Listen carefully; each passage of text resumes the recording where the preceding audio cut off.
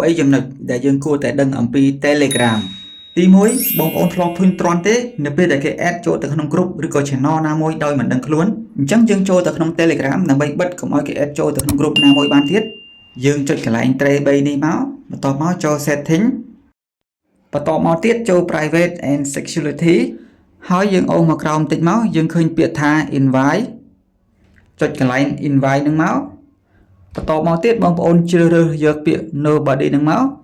ទី2បើសិនជាបងប្អូនបាន log in Telegram ចូលទៅក្នុងទូរស័ព្ទឬក៏ computer របស់នរណាម្នាក់ហើយភ្លេច log out វិញបងប្អូនអាច terminate ឬក៏ log out ចេញពីទូរស័ព្ទឬក៏ computer របស់គេវិញបានដោយស្វ័យប្រវត្តិដោយទូរស័ព្ទរបស់យើងដោយគ្រាន់តែបងប្អូនចូលមកកន្លែង device នេះមកអញ្ចឹងយើងនឹងឃើញ device ឬក៏ account Telegram ដែលយើងបាន log in ហ្នឹង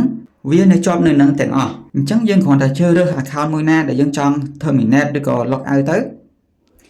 ទី3បើសិនជាបងប្អូនចង់ forward message នរណាម្នាក់ហើយអត់ចង់ឲ្យជាប់ឈ្មោះម្នាក់នោះយើងអាចលាក់ឈ្មោះរបស់គាត់បាន